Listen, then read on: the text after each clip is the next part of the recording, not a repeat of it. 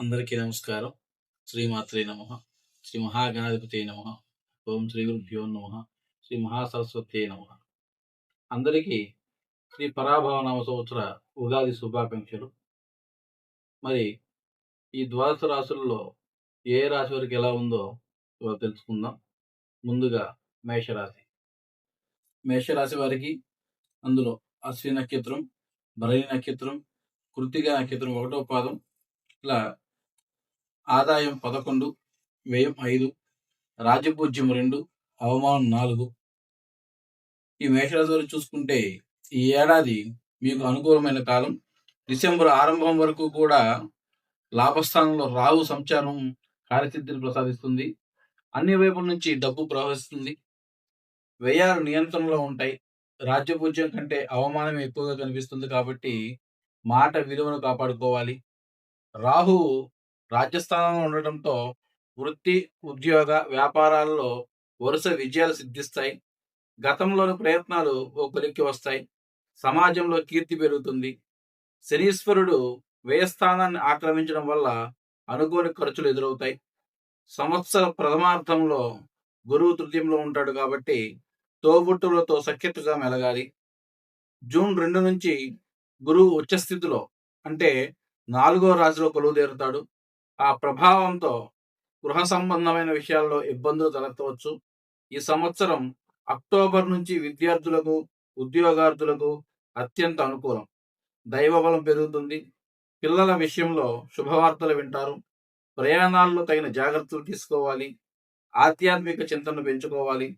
సుబ్రహ్మణ్య స్వామిని, వెంకటేశ్వరుని దర్శించుకోవడం చాలా మంచిది. తరువాత వృషభ రాశి గురించి తెలుసుకుందాం. కృత్తిక నక్షత్రం 2, 3, 4 పాదాలు, రోహిణి, మృగశిర 1, 2 పాదాలు. ఈ వృషభ రాశి వారికి ఆదాయం 5, వ్యయం 14, రాజపూజ్యం 5, అవమానం 4. ఈ ఏడాది రాజయోగం లభిస్తుంది. సంవత్సరం అంతా శని లాభస్థానంలో సంచరించడం, రాహు రాజ్యస్థానంలో ఉండటం కలిసి వచ్చే అంశాలు. డిసెంబర్ 7 నుంచి రాహు భాగ్యంలో కొలువుదీరడం వల్ల ఆధ్యాత్మిక యాత్రలు చేపడతారు. సంవత్సరం ఆరంభంలో గురువు ధనస్థానంలో ఉండటంతో ఆర్థిక స్థితి అత్యుత్తమంగా ఉంటుంది. జూన్ నుంచి గురువు 3వ ఇంటికి మారతాడు. ఆ ప్రభావంతో ప్రయాణాలు ఎక్కువగా ఉంటాయి. అక్టోబర్ తర్వాత గురువు 4వ ఇంటికి చేరతాడు. దీంతో కుటుంబ బాధ్యతలు ఎక్కువగా అవుతాయి. డిసెంబర్ 7 నుంచి కేతువు తృతీయ స్థానంలో ఉండటంతో సాహసోపేతమైన నిర్ణయాలు తీసుకుంటారు. శక్తి కొద్దీ అన్నదానం చేయండి. దుర్గాదేవి స్తోత్రాలు పఠించండి. శివుని పూజించండి. తదుపరి మిథున రాశి. మృగశిర 3, 4 పాదాలు, ఆరుద్ర, పునర్వసు 1, 2, 3 పాదాలు. ఈ మిథున రాశి వారికి ఆదాయం 8, వ్యయం 11, రాజపూజ్యం 1, అవమానం 7. ఈ సంవత్సరం ఆరంభం సాధారణంగానే ఉన్న జూన్ నుంచి అద్భుతమైన ఫలితాలు సాధిస్తారు. జూన్ 2 వరకు గురువు జన్మరాశిలో ఉండటం వల్ల మానసిక ఆందోళన తలెత్తవచ్చు. ఆ తర్వాత గురువు ధనస్థానానికి మారడం చేత ఆర్థిక ఇబ్బందులన్నీ తొలగిపోతాయి. శని సంచారం కారణంగా వృత్తి, ఉద్యోగ బాధ్యతలు పెరుగుతాయి. రాహువు భాగ్యంలో కొలువుదీరడంతో ఆధ్యాత్మిక యాత్రలు చేస్తారు. అదే రాహువు అష్టమ స్థానంలో కొన్ని ఇబ్బందులు కలిగించే ఆస్కారం ఉంది. డిసెంబర్ 7 నుంచి కేతువు ద్వితీయ స్థానంలో ఉంటాడు. ఆ సమయంలో మితభాషణం మంచిది. అక్టోబర్ తరువాత గురువు 3వ ఇంటికి వెళ్ళినా శని అనుకూలత కాపాడుతుంది. జూన్, అక్టోబర్లో శుభాలు జరుగుతాయి. విష్ణువు, గణపతి ఆరాధన మేలు చేస్తాయి. మీరు కర్కాటక రాశి వారికి పునర్వసు 4వ పాదం, పుష్యమి, ఆశ్లేష నక్షత్రాలు. ఈ కర్కాటక రాశి వారికి ఆదాయం 2, వ్యయం 11, రాజపూజ్యం 4, అవమానం 7గా ఉంది. ఈ ఏడాది మీకు మిశ్రమ ఫలితాలు ఇస్తుంది. శని భాగ్యంలో సంచరించడం వల్ల పూర్తిగా అదృష్టం మీద ఆధారపడకపోవడం మంచిది. కష్టాన్ని నమ్ముకుంటే నిరాశ ఉండదు. రాహు అష్టమంలో ఉండటం వల్ల ఆరోగ్యాన్ని జాగ్రత్తగా చూసుకోవాలి. రాహు సప్తమ సంచారం ప్రభావంతో భాగస్వామ్య వ్యాపారంలో చిన్నపాటి సమస్యలు ఎదురవుతాయి. జూన్ 2 నుంచి గురువు మీ జన్మరాశిలో ఉచ్చ స్థితిలో ఉంటాడు. ఆ సమయంలో ఆచితూచి అడిగేయడం మీరు. గురువు అనుగ్రహం వల్ల ఆలోచనల్లో పరిణితి వస్తుంది. అక్టోబర్ 31 తర్వాత గురువు ధనస్థానానికి మారడంతో సంవత్సరాంతంలో ఆర్థిక పరిస్థితి మెరుగుపడుతుంది. గురు శ్లోక పఠనం, దత్తాత్రేయ దర్శనం మీకు మేలు చేస్తాయి.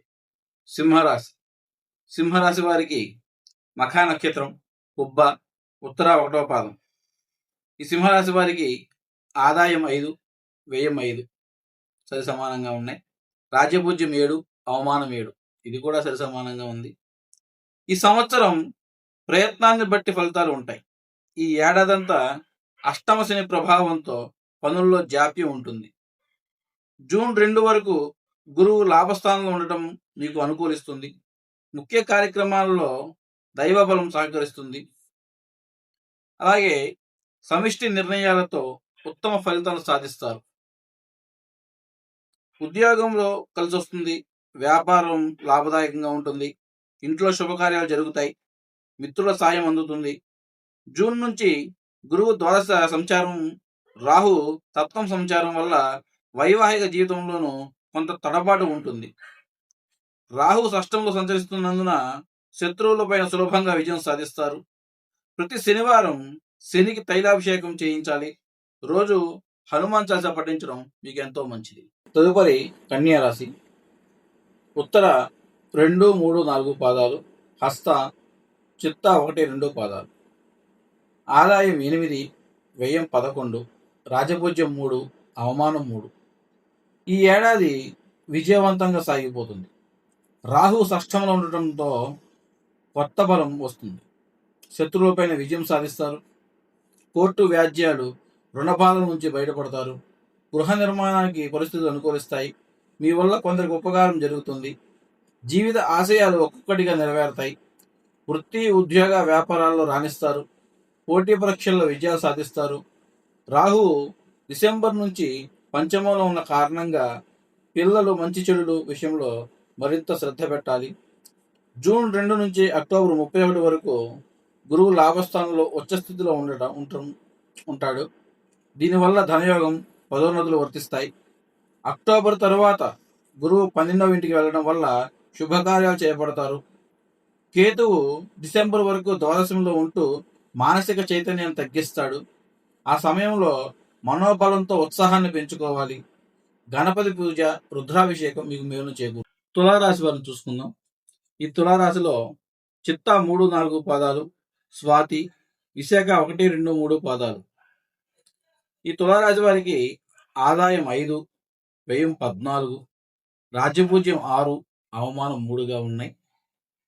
ఈ ఏడాది మీ జీవితంలో అనేక విజయాలను సూచిస్తుంది. శని షష్టంలో సంచరించడం వల్ల నిర్ణయాలకు తిరుగు ఉండదు.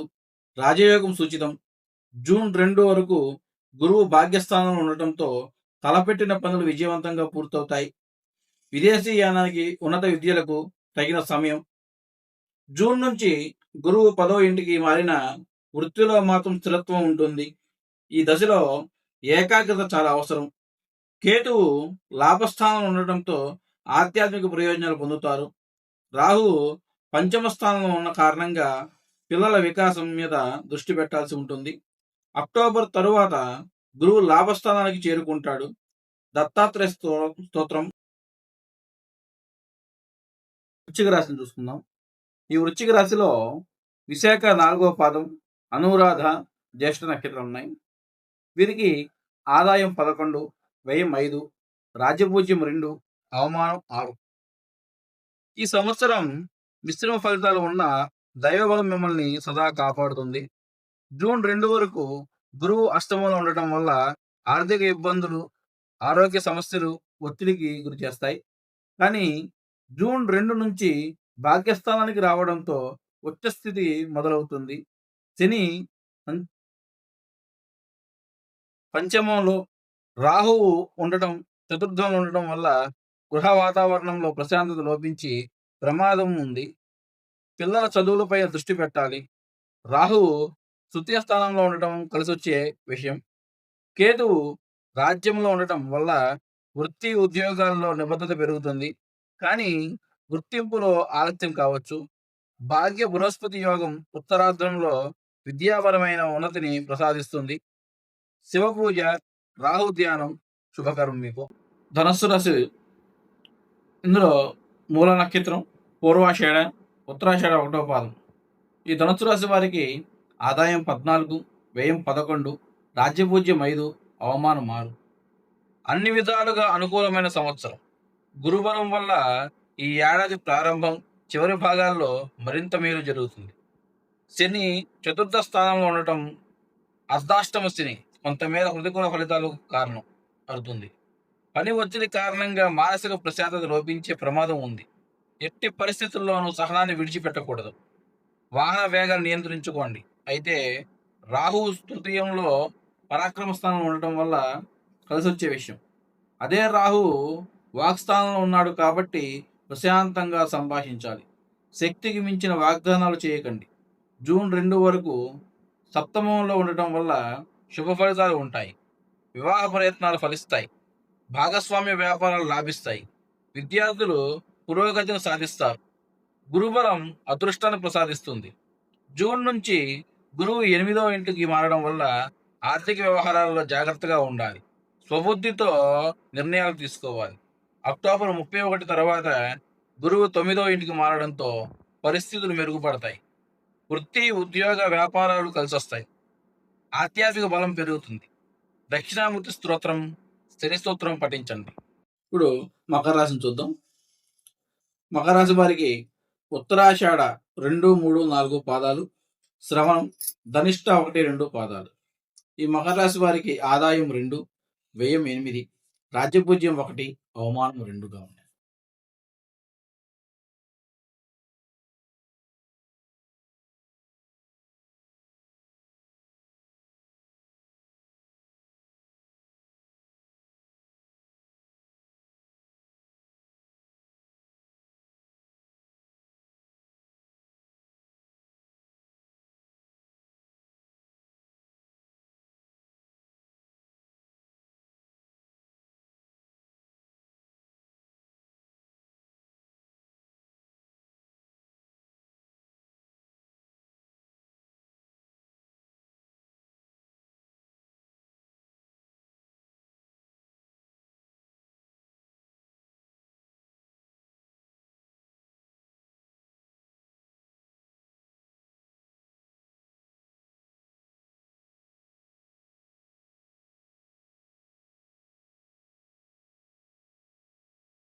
ఇప్పుడు కుంభరాశిని పరిశీలిద్దాం.